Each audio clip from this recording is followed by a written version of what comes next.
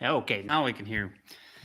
I kind of messed it up a little bit earlier and had the wrong mic attached to the live stream. So it's good things to know and all that kind of stuff. Yeah, we got some good sun coming in. All right. So again, my name's Brandon. I'm a respiratory therapist. I just kind of want to get my story out there, and I think having a little bit of background of me probably wouldn't hurt, and hopefully it can, be kind of a help to anybody out there that needs that in life. I don't know exactly how I want this all to go, but I do feel strongly that this is how I need to start. And if I'm going to make mistakes, I'll correct them. And then if people actually do start seeing these things, getting feedback and doing the best that I can to make the best content that I can and help as many people as I can. And I think it'd be great. It's going to be fun. Kind of putting myself out there, but hey, you got to do that in life sometimes. So the last little live thing that we did, just talked a little bit about me and what I do and all that kind of stuff. Now I think I'm going to try to, and I don't know how well this is going to get translated for everybody, but I want to try to keep it organized as best I can. Again, I'm going to be the first one to admit that this is definitely not my forte, and I'm going to be having a steep learning curve for sure. So maybe I can move over this way a little bit so it's not so, but get rid of those arrows. All right. So I think just kind of giving a little bit of a background of my education and where I came from, and kind of go from there to see how I ended up in respiratory and why I'm where I'm at right now. So, oh yeah, we got a train coming. It's good times. I started my college career at a junior college in my hometown, and it was an amazing place, I felt like, to learn and develop and get all the prereqs, generals, all those kind of things done and out of the way. I learned so much. I kind of got spoiled, I feel like, because we had some amazing teachers. We had teachers that actually taught at a 4-year school kind of level, and but they were, again, a lot more of an intimate setting, if you will, where you're able to kind of talk with your teachers, have a little more one-on-one when you have questions about things and all that kind of thing. I really, like I said, really enjoyed it. I felt like I excelled at those at that moment for that at that point in my life. And I think I'm where I am today because I was able to get a very good education to start as a baseline, and then moving up to the 4-year university that I went to get my bachelor's and my respiratory degree, and just kind of kept going. So just kind of and there's a lot of good clubs, if you will, scholastic type programs there at that junior college. I was part of this fraternity that it's not like what is portrayed on TV or movies or anything like that. I'm not a huge partier anyway, so I'm sure there was some of that stuff going around if that's what you wanted to do. But we were able to learn a lot about leadership and went on different excursions, you will. I was living in Idaho at the time, and we went all the way to Oregon, like Portland, to have some kind of a chapter, get together, learned a bunch of things, and had I think it was like a 4-day seminar, if you will. It was awesome. I learned a lot there, and got to meet a lot of really good people, and kind of had those kind of relationships, started and grown. And part of because going to school came fairly easy to me. I feel like I excelled at those different classes and things like that. And teachers, again, they were a little more accessible than what you get at other bigger schools and things. So I had a lot of really good relationships with the teachers where they would give me references, letter of recommendations, all those kind of things to kind of continue and move on and all that stuff. So I really appreciate that university, excuse me, that junior college. And then I moved on to a to a 4-year school university. And it was definitely different. It wasn't as, I don't know, I'd say student friendly, which, when you get into a bigger school, you just kind of think happens that way. The teachers definitely weren't all that great, but I did learn quite a bit. Was able to be part of several different things there. My hard part is I'm really indecisive, and I'm almost indecisive to a fault because I think a lot of things sound fun. There's a lot of things that seem like they're going to be a good time, and when you look at it, it's just that there's not enough time, I think, in the day. There's not enough time in your life to just go all these different directions and be able to make something really beneficial and, awesome. If you're too busy and distracted by doing all these other things, it just, kind of put your attention in other places that you're not able to move forward very very effectively. And so I kind of feel like that was me when I was at the junior college. I was thinking maybe business was kind of what I wanted to do. I didn't know what in business, start a business, whatever, it's so vague. And then I was like, healthcare sounds like a good plan. So I spent the reason I moved up to this university was to do dental school. And so I was doing and I have a zoology bachelor's degree. And that was kind of their version of the medical healthcare degree, to be able to do all of those prerequisites to apply for dental school, med school, PA school, all those kind of things. And so I, again, spent, time getting my bachelor's. And then, I thought dental school is what I wanted to do. After looking at that and being a part of a clinic that helped out people that didn't have insurance. It was a free clinic, if you will, that we could help individuals that really just couldn't afford healthcare costs. Part of that had a dental practice. And so we just worked on having volunteers. So dentists, doctors, PAs, NPs, and we can go over what those are later, but use their volunteering to be able to accommodate these other people in the community that couldn't get healthcare otherwise. So it was pretty cool. But in doing that, I noticed that I was not going to be a real good dentist. It did seem like a lot of these guys that had been dentists for like 10 to 15 years hated it and they wanted to get out of it and didn't want to do that anymore and just were super burned out. And so I noticed that and thought, I don't want to spend, I don't know, almost a $500,000 to $750,000 in debt, going to school, then getting a practice and having really high overhead and, just trying to make it above just paddling myself in the water of debt. And so decided that wasn't going to be my direction anymore. I thought maybe I could do medical school for a little bit. And I was just like, I don't know if I want to spend that much time. I do think medical school would have been pretty fun though. It's definitely really hard and a time commitment. A lot of sacrifice goes into that. So shout out to all of our doctors. They definitely have a lot of things that they have to go over, learn, and then be able to, help people that are sick.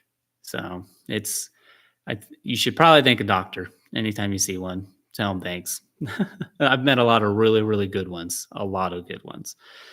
So yeah, I thought about that for a fleeting moment, and then PA school, physician assistant school, was something that was really interesting to me, just because I was meeting a few PAs through the free clinic that I was working, and thought that that's where the direction I wanted to go. So was putting all my eggs in that basket.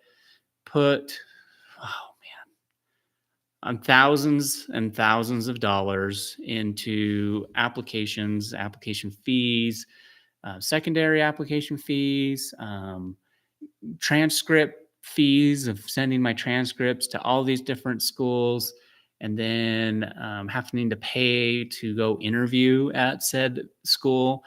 Um, I only had a handful of interviews. I just wasn't what they were looking for. Is really what it kind of ends up being. Um, I had I did better in the junior college versus the university, but I feel like pretty good grades. Definitely not straight A's.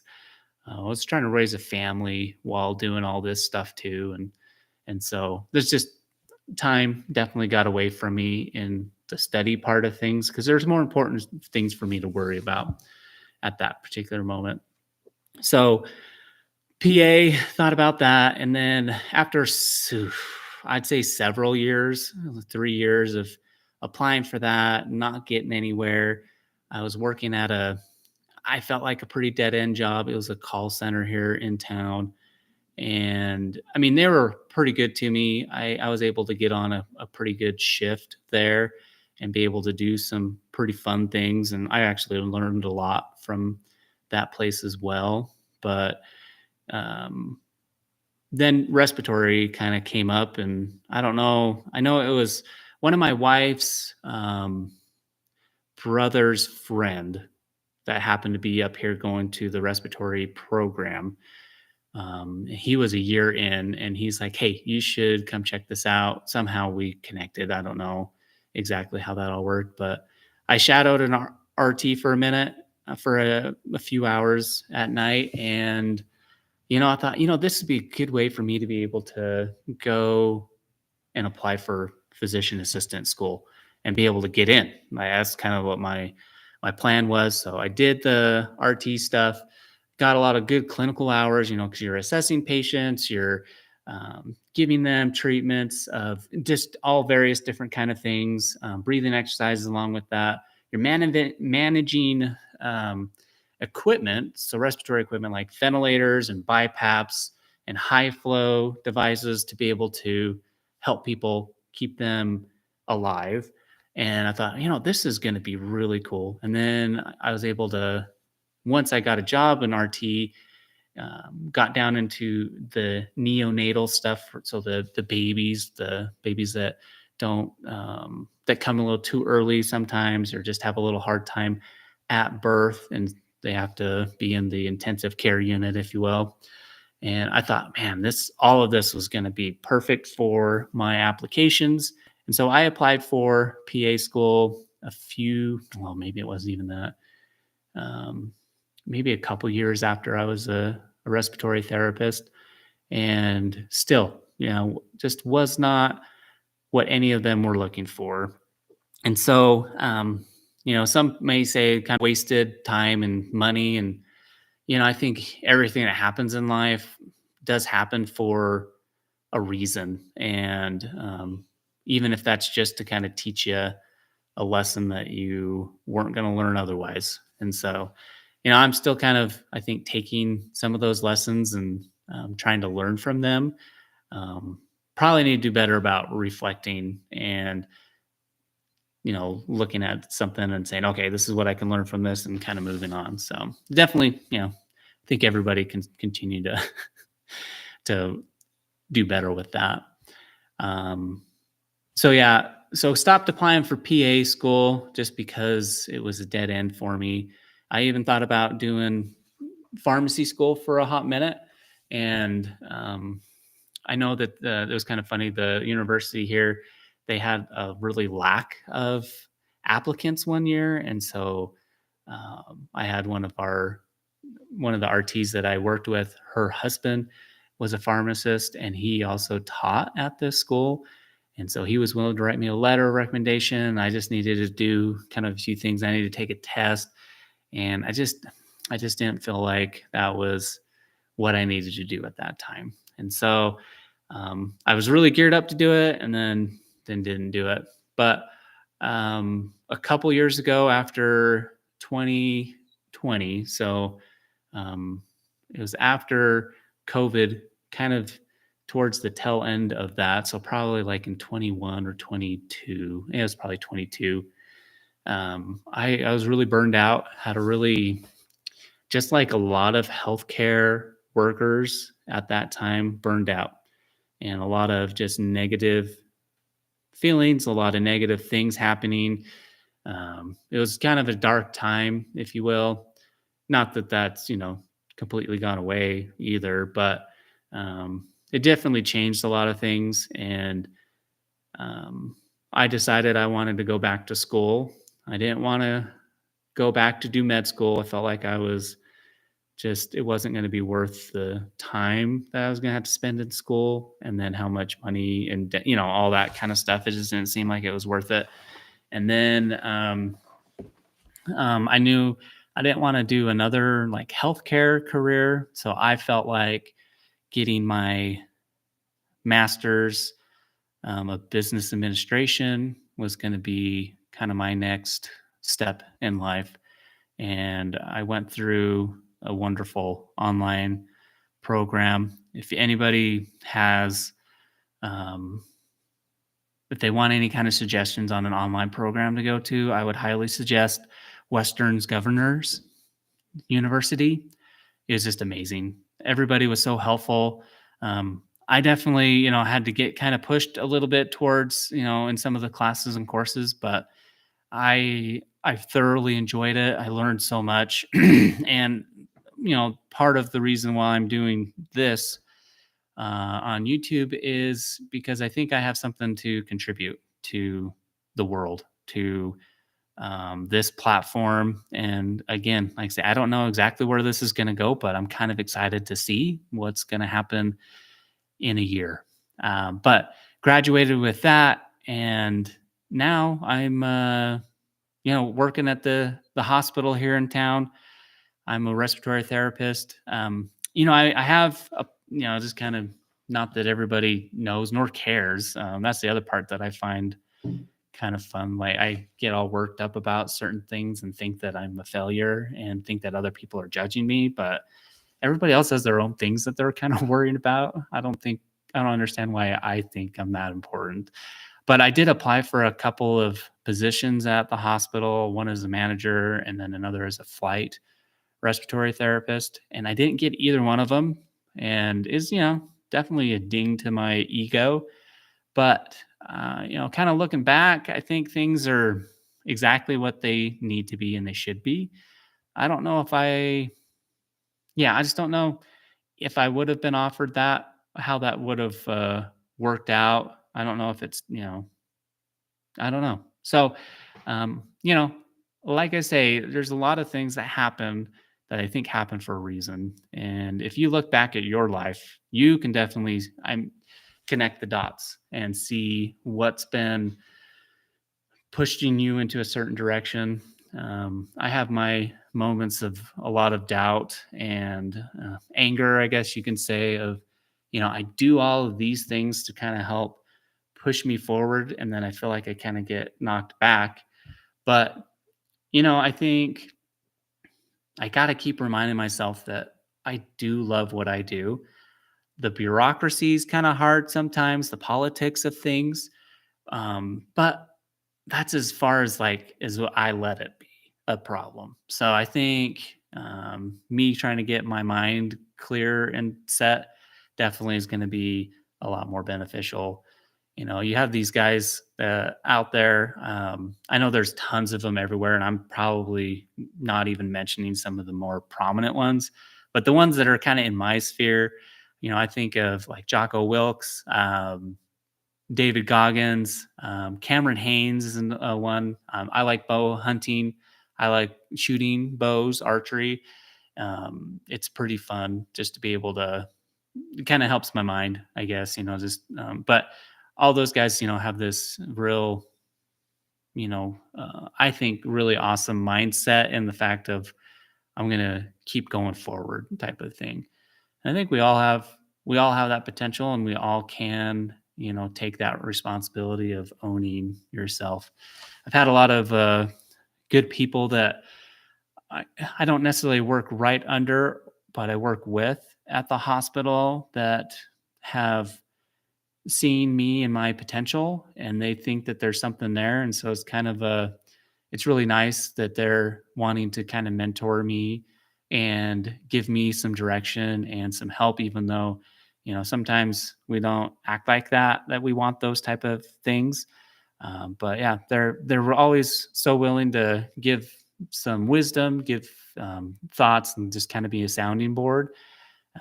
I've been reading a book, and I'll probably pull that up at some point during these chats, and just kind of let you know some of my awesome um, aha moments, I guess you can say. But yeah, just kind of wanted to give you a little bit of a rundown on who I am, what I'm doing, and the love that I have for this career, but then also the love that I have for my life, and how uh, my career doesn't define me as a person wholeheartedly. There's so many things to everybody other than just the career, or how successful, whatever you want to call that, success, outward expression of that. So I've got a awesome, beautiful family. I have a healthy body at this point where I'm able to run, jump, do all those different things. I love doing CrossFit, and being out in the mountains is amazing. I love the outdoors, being able to hike and, camp, do all those kind of things. Hunting is a big thing for me too, to eat healthy. And um, my wife and I are, in a space here that makes it possible for us to be able to be a little more independent. And so that's another thing I'm hoping to kind of accomplish, is independence of, the structure of infrastructure of power, the power grid, and all those kind of things. So, just trying to be a little more, if things go out, like we had our power out for over, I think it was like almost 10 hours this last Saturday, because of a really nasty snowstorm that was knocking down power poles and all that kind of stuff. And, when you're out without power and it's cold outside, makes you kind of start thinking, hey, you need to have some things to kind of double check and make sure that you're doing everything to protect your family and stay warm and be able to eat and all that. So, but yeah, this is me, a respiratory therapist that likes the option of being able to help people and try to give them a little bit of a chance at life. The reality of it is that we all make decisions every day to either help our health out or to not. And a lot of the people that end up in the hospital, it is a lot of choices that they have made. Sometimes not, right? Sometimes you have some genetic or predisposed things that, just unfortunate, kind of tough deal. But it's amazing how happy and content a lot of those people are, and that they have just such a good outlook on life. And I hope to kind of be able to bring that out and help everybody realize that this this life is amazing. There's so much beauty to it, and there's so many awesome experiences that we can have to be able to live a very full and fun life. So, but yeah, let me just kind of make sure on my little notes here. But I think really for today, biggest thing is, I think you need to embrace your your opportunities that you have in life and your experiences that you have, and learn from them, and then keep going. And I think it's just amazing what can end up happening for you if you just have a little bit more of a positive uh, attitude for that. Not that I'm perfect at that by any means, but I'm working on it, trying to do what I can. But I think maybe next time I'll talk about this book that I was given. It's called The 85% Solution by Linda Lidgo, I think it is. I am pretty sure. I hope I don't want to give anybody the wrong. Lidgo, 85%. Now, let me make sure. It's just about personal accountability. Linda Galindo. But I've read it once. I thought it was amazing. I'm rereading it again to get a little more out of it. So, yeah, if you see this, maybe take it for a spin, and maybe on the next live feed, if I've got followers and all that kind of stuff, we can have some discussions about it. But I just want to say, hey, everything, there's always good to be found in life, and we just need to kind of be able to be willing to look for it. You can always find negative things, but that is not going to help. And again, I'm still struggling with trying to not let those little things or those negative things derail me, but you got to just kind of keep pushing through. All right, you guys have a good rest of the day. We'll see you.